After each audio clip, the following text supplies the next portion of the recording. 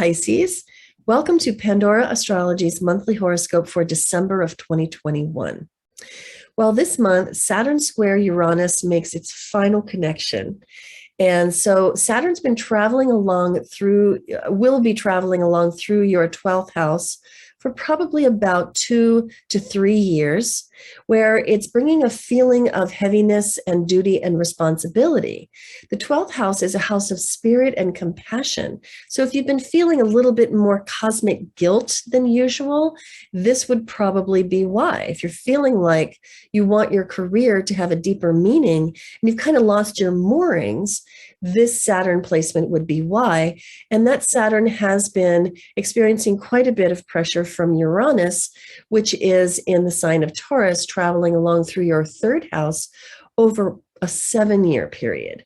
So Uranus in your third house has been bringing new and exciting ideas. It's really been lighting up that light bulb over your head. And maybe some of those ideas have been pretty edgy, pretty different, pretty progressive. And so, that these two have really been battling it out as you engage in this search for meaning, for like, what does my career mean anyway? What's underneath it all? And then, Uranus is introducing these progressive ideas. You could experience a kind of a pretty intense shift in your career this year because of this. So this transit's been going on all year.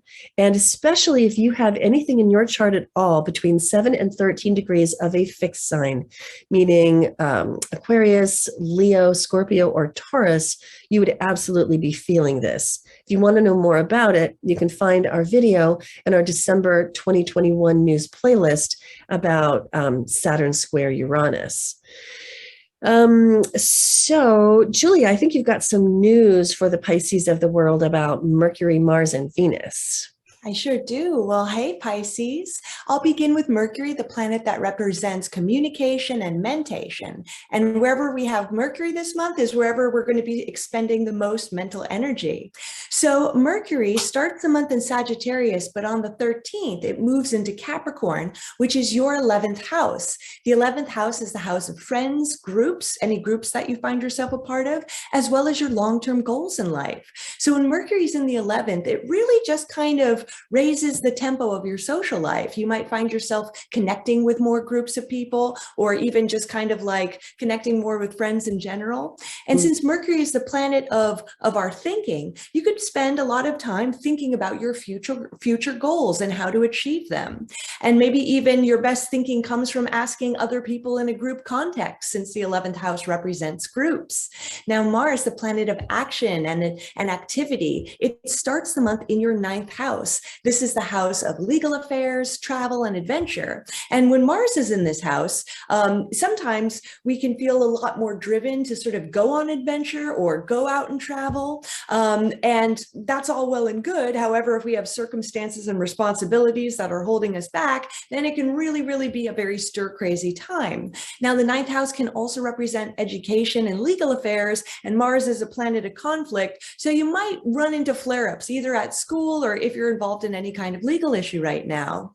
Then on the 13th, Mars moves into your 10th house. This is the house of your career, as well as the house of authority figures. Basically, the people who tell you what to do in your life, whether that's your parents, teachers, a boss, or if you're running your own business, maybe you have to deal with the government. It's just whoever tells you what to do is the 10th house. And with Mars here, it can be a time of increased conflict and flare-ups with authority figures in your life, especially because you're going to be in no mood to compromise with them. Mars doesn't like to compromise. However, a really good use of this transit is to get a lot of work done. The more work, especially work you can do on your own during this cycle, the more constructive you can definitely make it. Then Venus, who's everyone's favorite planet, she's the planet of love and beauty. She starts the month in your 11th house. Again, this is the house of friends, the house of groups. But on the 19th, she goes retrograde. It's going to be a full 6-week cycle that that takes us way into late January.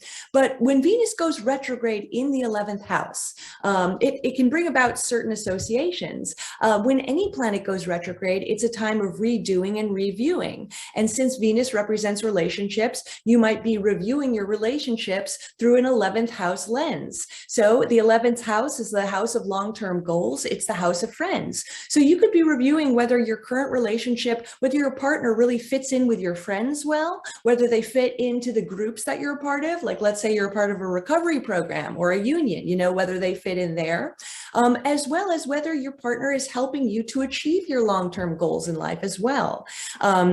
If you're single, you could be thinking about these themes in terms of what you want out of your next relationship too.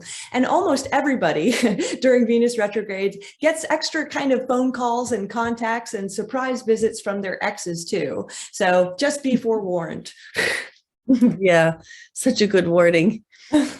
So we have 2 moons this month. The first one happens on December 3rd, and it is an eclipse, the sun and the moon meeting up in the 10th house. And really this month, a lot of the energy starts out in the 10th house and moves gradually into the 11th house. So the 10th house being the house of career, and an eclipse shows us our shadow. A solar eclipse in particular shows us our shadow through how we behave, how we act, and how we react to circumstances. This particular eclipse is in Sagittarius. It's built on a Sagittarius South node. We're calling this one Heal Breaches by How You Act on Your Beliefs. And so this is because Sagittarius has to do with, what do we believe? How do we feel about what we believe? And how do we act based on that? And so this happening in the 10th house of career for you means that you may be in a situation where your beliefs get you into trouble at work, especially if you act on them. So definitely some caution called for there. The second moon of this month happens about 2 weeks later on the 18th.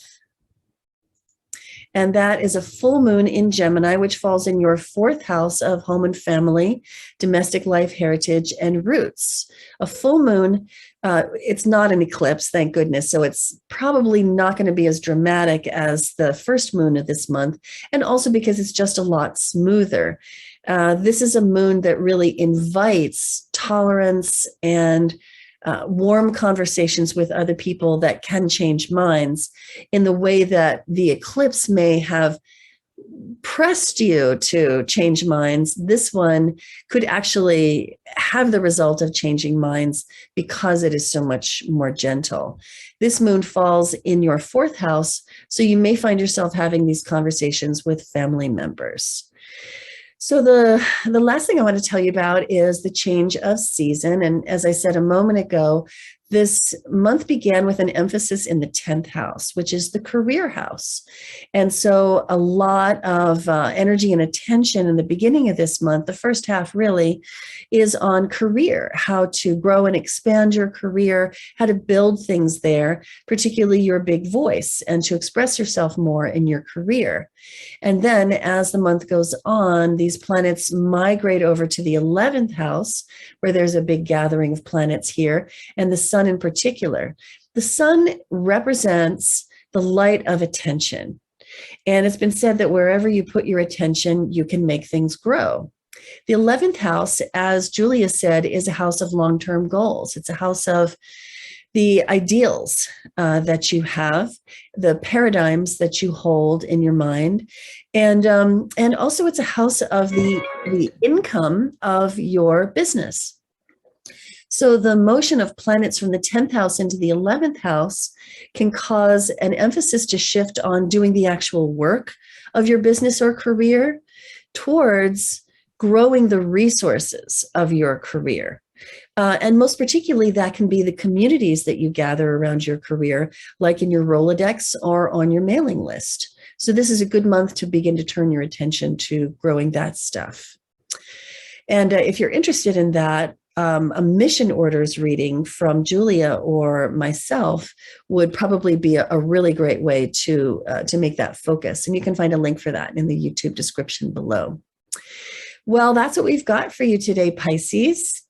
You'll find this horoscope along with the horoscope for your other big sign, which might be your rising sign if this is your sun sign, or your sun sign if Pisces is your rising sign. You'll find that on our website, Pandora Astrology, in the horoscopes tab. You'll find the news of the month there in the forecast tab.